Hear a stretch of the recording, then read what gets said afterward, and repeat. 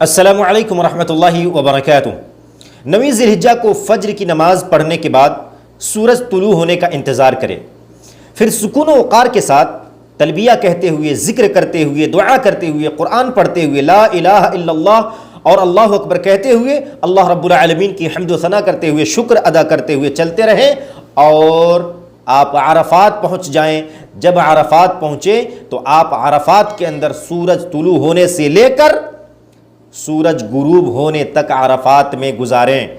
जो शख्स सूरज गुरूब होने से पहले अरफात से निकल जाएं, उन्हें दोबारा अरफात के अंदर आना ज़रूरी है, वरना उन्हें दम देना पड़ेगा, एक कुर्बानी ज़बह करनी पड़ेगी। इसीलिए ज़रूरी है कि उन औक़ात का ख्याल रखा जाए जिन औक़ात के अंदर हज करना है और वक्त मुकर्रा पर पहुँचना है और वक्त मुकर्रा के अंदर फ़लाँ मकान के अंदर फ़लाँ जगह के अंदर रुकना है।